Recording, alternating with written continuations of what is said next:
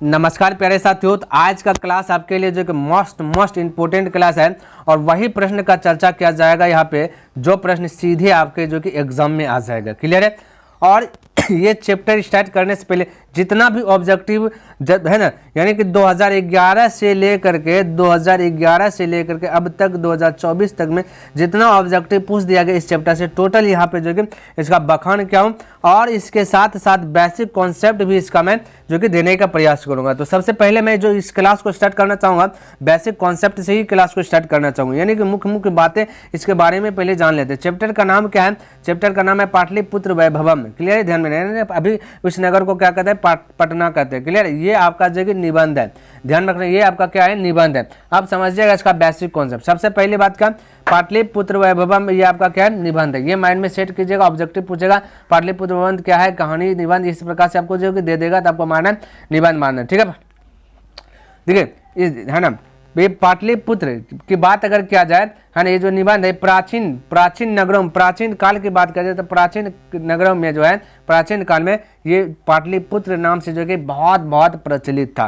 Clear, ध्यान रखना, पटना नगर कहेगा प्राचीन काल में किस नाम से व्याख्यात था, तो आपका जो कि ये पाटलिपुत्र, ये आपको जो कि टिक करके जो कि आना है। ठीक है, या एक बात और ध्यान में रखना, पटना आपका जो कि गंगा नदी के किनारे है, गंगा नदी के किनारे पटना नगर आपका बसा हुआ है। आपके ऑब्जेक्टिव में पूछ देगा कि गंगा नदी के किनारे कौन सा नगर है, या ऐसे पूछेगा कि पटना नगर किस नदी के किनारे है, तो आपको क्या टिक करना है? गंगा नगर के किनारे है। ठीक है, गंगा नदी के किनारे है, ये ध्यान में रखना। अच्छा, दामोदर गुप्त की बात किया जाए, यहाँ पे ध्यान में रखना है किसकी बात? दामोदर गुप्त की अगर मैं बात कर दूँ, दामोदर गुप्त, थोड़ा सा इस पर रिलेटिव भी समझिएगा। दामोदर गुप्त की बात किया जाए तो दामोदर गुप्त ने अपने जो है कि कुटटनिम है ना, इसमें है ना, कुटटनिम काव्य में, ठीक है, कुटनिम काव्य में इस नगर को जो कि इंद्रलोक से तुलना किया। किससे तुलना किया? इंद्रलोक। थोड़ा सा ये ध्यान में रखना, ये आपका बेसिक कॉन्सेप्ट है और बेसिक कॉन्सेप्ट ही एग्जाम में आएगा, ध्यान में रखना। ये बात थोड़ा सा माइंड में सेट करें। तो इंद्रलोक किसके भाई? इंद्रलोक से तुलना की गई। कौन? दामोदर गुप्त ने अपने जगह कुटट है ना, ये कुटट निम्न में जो है आपका इंद्रलोक से तुलना की गई है। अब थोड़ा सा चर्चा कर लेता गौतम बुद्ध के बारे में। ठीक है, ये जो मैं बेसिक बता रहा हूँ वही क्वेश्चन जो कि आपके एग्जाम में सीधे आएगा, ये थोड़ा सा ध्यान में रखना। मैं बोल रहा हूँ बार बार गौतम बुद्ध, इसलिए हो सके तो आप इसको भी नोट कर लीजिएगा। गौतम बुद्ध है ना, गौतम बुद्ध के समय में यह पाटलीग्राम से जो कि प्रचलित था। ठीक है, पाटलीग्राम, ये ध्यान में रखना। ये गौतम बुद्ध के समय में पटना नगर, पटना जो अभी पटना जिसको बोलते हैं, वो पाटलीग्राम नाम से जो कि प्रचलित था। आपसे पूछ देगा गौतम बुद्ध के समय में पटना नगर किस नगर से प्रचलित था, है ना, तो आपको दे देगा पाटलिपुत्र, पाटलीग्राम, तो आपको पाटलीग्राम मारना है ना। और थोड़ा सा बात कर लेता हूँ, थोड़ा सा और बेसिक कॉन्सेप्ट, यूनानी है ना, यूनानी की बात किया जाए, यूनानी राजदूत मेगास्थनीज जो होता है, यूनानी राजदूत है एक मेगास्थनीज। ठीक है, तो मेगास्थनीज के बारे में थोड़ा सा चर्चा कर लेता हूँ। यूनानी राजपूत क्या भाई? मेगास्थनीज है ना, ये इन्होंने अपने पुस्तक में जो है कि इस नगर को जो है कि अच्छी प्रकार से वर्णन किया है। यूनानी राजदूत था मेगास्थनीज, पूछ देगा यूनानी राजदूत कौन था? मेगास्थनीज। इन्होंने अपनी पुस्तक में जो है कि पटना नगर को जो कि बहुत अच्छी प्रकार से इसका जो व्याख्या किया, शोभा का वर्णन किया गया है। क्लियर है, कितना सुंदर है, इसका वर्णन किया गया। और थोड़ा सा ध्यान में रखिए, धैर्यपूर्वक बने रहिए।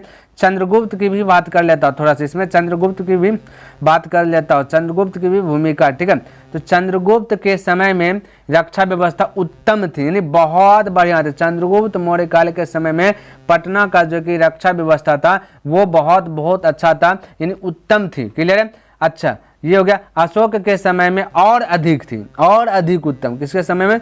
चंद्रगुप्त मौर्य से भी अशोक के समय में पटना का जो कि सुरक्षा व्यवस्था जो था वो अधिक था, ये थोड़ा सा ध्यान में रखना।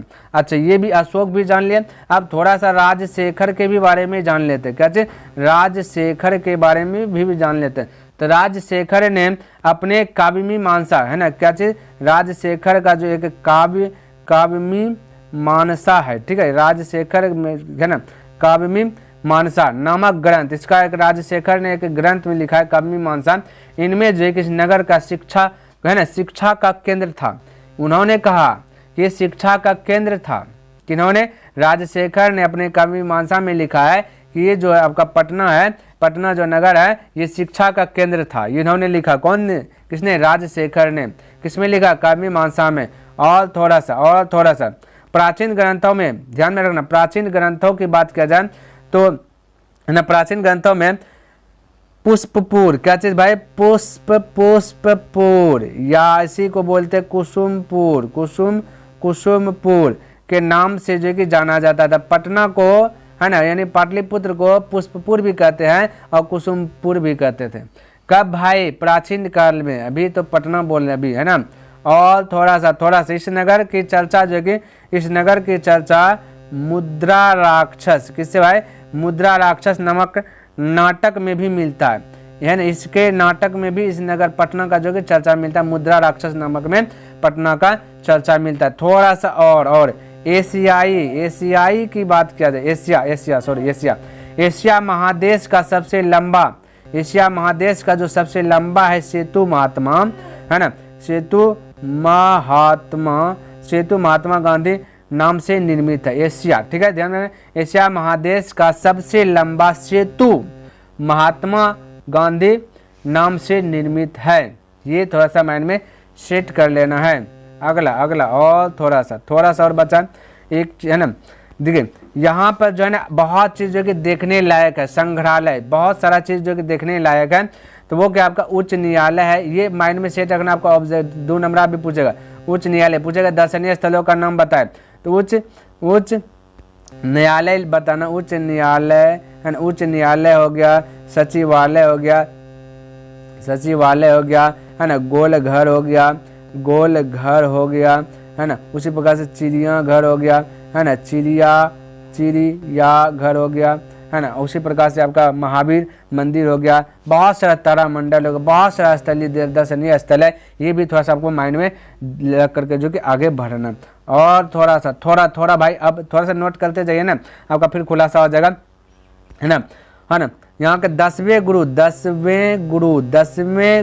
गोविंद सिंह, ठीक है, गुरु गोविंद सिंह, क्या भाई, 10वें गुरु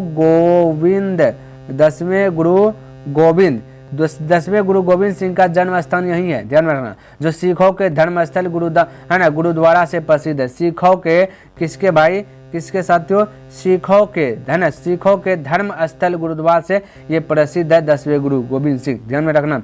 चलिए अब आपका बेसिक कॉन्सेप्ट खत्म हो गया। अब जो क्वेश्चन किस प्रकार से पूछा गया इस पर जो कि चर्चा करूंगा और आंसर आप जो कि फटाफट देने का प्रयास कीजिएगा। क्लियर, क्या कहता पाटलिपुत्र किस नदी के किनारे जो कि अवस्थित है। अभी तुरंत हमने बताया, बेसिक हमने बता दी, पूछ दिया गया 2011, 2013, 2021 में, तो किस नदी के किनारे था, गंगा नदी, तो फटाफट बता दीजिए। बेसिक ही पूछा जाएगा आपसे, ध्यान में रखना। अब देखिए क्या कहता राजशेखर का प्रमुख काव्य ग्रंथ कौन। अभी तुरंत राजशेखर का मैंने प्रमुख काव्य ग्रंथ बताया। देखते हैं आपका जो कि मेमोरी कितना स्ट्रॉन्ग है। बताइए इसका, काव्य प्रकाश है या कि काव्यमीमांसा या साहित्य दर्पण है, या फिर कूटनीमत है, ठीक है। तो इसका राइट आंसर क्या होगा भाई, काव्यमीमांसा। हमने तुरंत अभी बताया कि राजशेखर का प्रमुख ग्रंथ क्या है, काव्यमीमांसा। इसमें क्या मिलता है काव्यमीमांसा में, ये भी मैंने जिक्र किया। क्या आपको याद है क्या भाई, है ना, यानी कि शिक्षा का केंद्र बताया गया था राजशेखर ने, काव्यमीमांसा में लिखा गया है शिक्षा का केंद्र।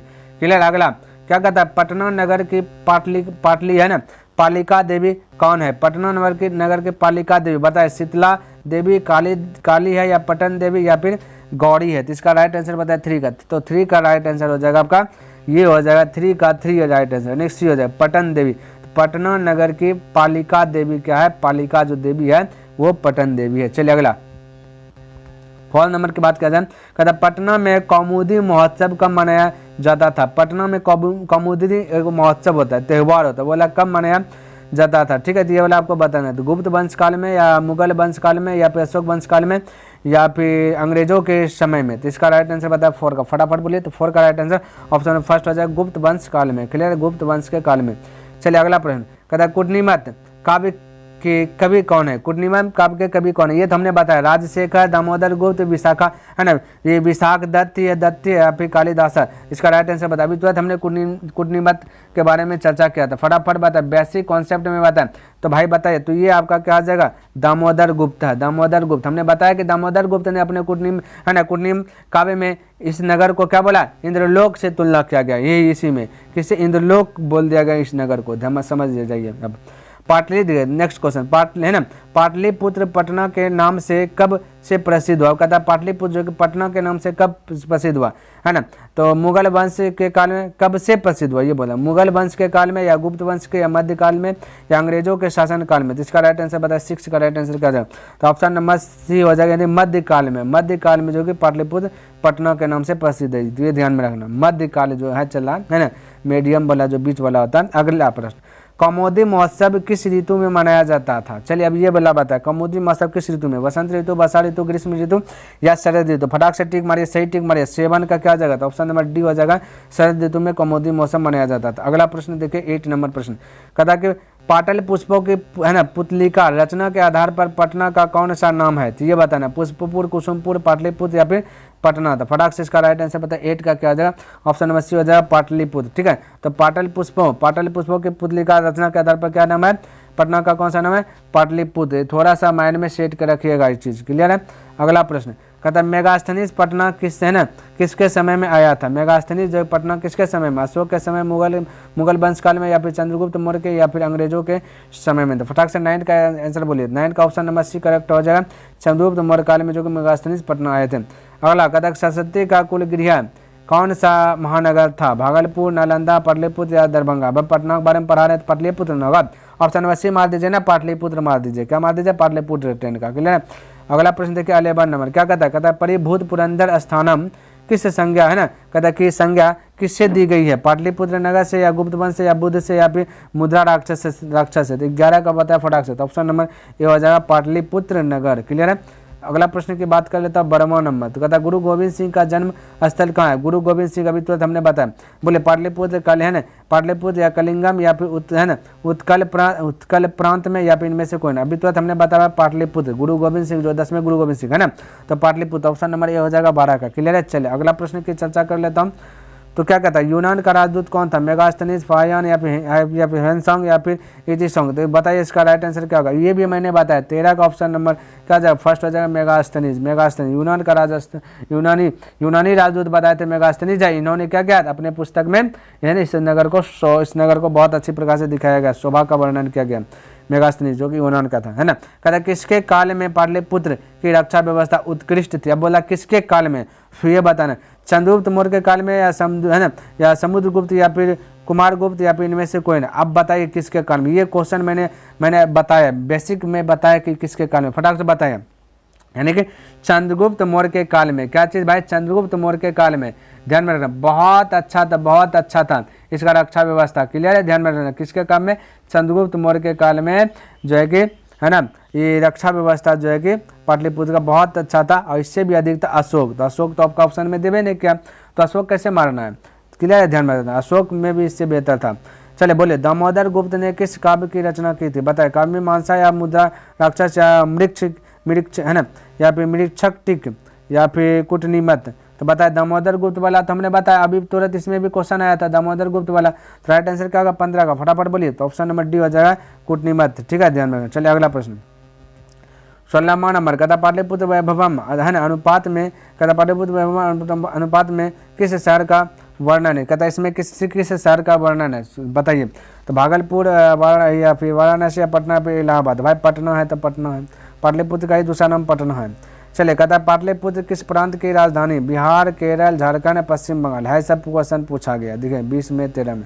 तो ऑप्शन नंबर क्या जाएगा, बिहार हो जाएगा, ऑप्शन नंबर ए करेक्ट हो जाएगा। 18 नंबर कहता पटना शब्द किस शब्द से बना है? पटन देवी या पाटली या फिर पत्तन या फिर पाटन? पटना शब्द किस शब्द से बना है ये बताना आपको, ठीक है। तो ऑप्शन नंबर हो जाएगा सी पत्तन, क्लियर है। क्या हो जाएगा, सी हो जाएगा पत्तन। चलिए अगला प्रश्न की बात कर लेता हूँ, 19 नंबर प्रश्न की बात कर लेता हूँ। 19 में कहता है कि गुरु गोविंद सिंह ये ना किस धर्म के थे? गुरु गोविंद सिंह किस धर्म के थे ये बताना। तो बताइए हिंदू धर्म के थे या फिर जैन धर्म के थे या बौद्ध धर्म के थे या फिर आपका सिख धर्म? तो इसका राइट आंसर 19 का क्या आ जाएगा, फटाफट बताएं।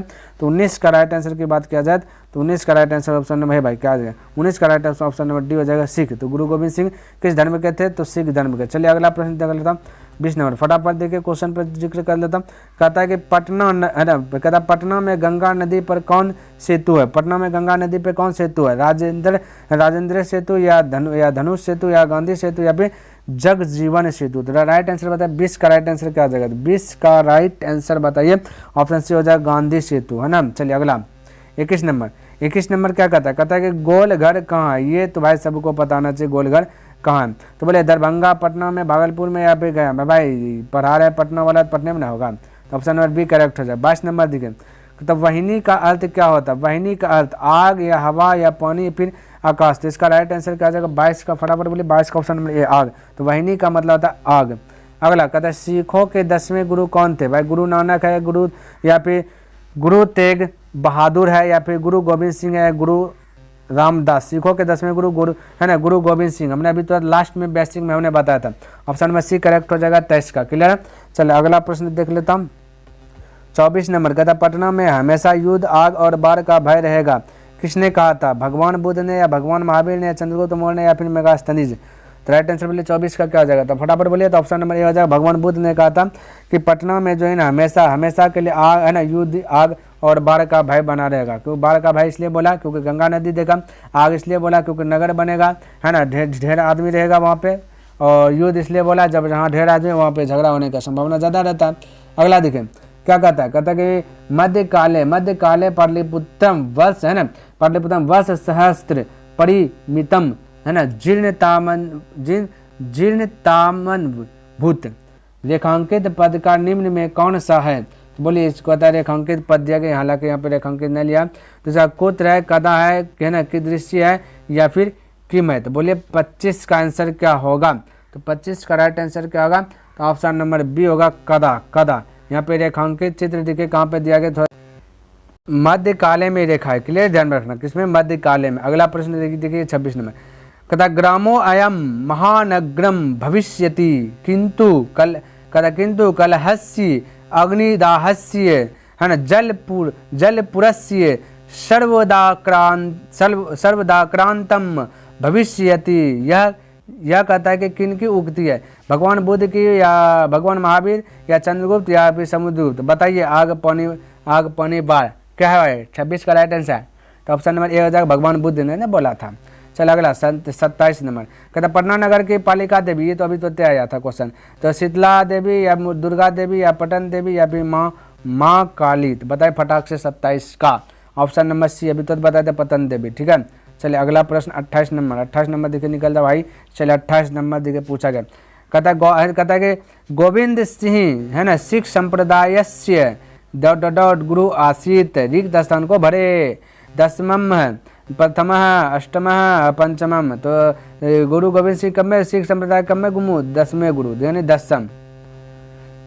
अगला 29 कहता मेगास्थनीज कहाँ का राजदूत था, यूनान, चीन, श्रीलंका, जापान। है भाई ये तो मेगास्थनीज तो आपको बेसिक में बता के नहीं बताया, तो ऐसा सब पूछेगा, यूनान नहीं बताइएगा, यूनान का राजदूत कौन है, मेगास्थनीज। नेक्स्ट 30 नंबर मही पद का अर्थ क्या था, आग, पृथ्वी, पानी या आकाश। जैसे वहिनी शब्द का अर्थ था आग, उसी प्रकार से मही, तो आग तो ऐसे छटा गया, है ना। तो बताइए अब क्या होगा। तो ऑप्शन नंबर बी होगा पृथ्वी। क्लियर है। तो मही शब्द का अर्थ पृथ्वी। 31 नंबर कहता पाटलिपुत्र पटना के नाम से कब प्रसिद्ध हुआ, भगवान बुद्ध के समय में, मुगल काल के समय में, या मध्यकाल में, या फिर अंग्रेजों के शासन में। तो फटाक से बताए 31 का राइट आंसर क्या हो जाएगा। तो 31 का ऑप्शन नंबर सी हो जाएगा मध्यकाल में। क्लियर है। चलिए और प्रश्न बचा हुआ। चलिए 32 नंबर कहता पटना किस शब्द से निर्मित हुआ, पट्टनम, या पाटलह, या पाटलिपुत्र, या फिर पाटलिह। ये देखिए कितना क्वेश्चन है जो कि इस पर आधारित पूछा था। ऑप्शन नंबर ए पतनम, ये चीज़ है ना, थोड़ा सा चेंज करके पूछा और कुछ नहीं। गुरु गोविंद सिंह का जन्म स्थान किस नाम से प्रसिद्ध है, गुरुग्राम, गुरुद्वारा, गुरु गांव, या गुरु घर। तो बताया 33 का राइट आंसर क्या होगा। 33 का ऑप्शन नंबर बी करेक्ट हो जाए गुरुद्वारा, गुरु गोविंद सिंह गुरुद्वारा, बस ऐसी बात है। नेक्स्ट 34 नंबर कहता है कि पुरंदर पद का अर्थ, पुरंदर पद का अर्थ बताए। पृथ्वी का अर्थ तो मही था, है ना, और बाकी बात आग का अर्थ तो आपको बिहनी पता है। अब बताए 3 का ऑप्शन फिर बचा, पुरंदर का अर्थ बताए। 34 का तो ऑप्शन नंबर सी हो जाएगा इंद्र हो जाएगा। क्लियर है। चलिए अगला 35 नंबर कहता गोविंद, है ना, कहता है गोविंद सिंह सिख संप्रदाय से उचित विकल्प से, है ना, गुरु आसित, ये वाला क्वेश्चन तो जो है ना डबल वाले रिपीटेड हो गया। 35 नंबर का बता फटाक से, प्रथम 10वां यानी 10म है। ठीक है, 10म है, तो आपका राइट आंसर हो जाएगा 10म। तो मेरे भाई यहाँ से जो है कि ऑब्जेक्टिव भी टोटल हमने लिख दिया गया। अब थोड़ा बहुत डाउट है तो यहाँ पे स्क्रीनशॉट ले सकते हैं। टोटल मैंने यहाँ पे आंसर दे दिया 1 से इतना तक में। क्लियर है।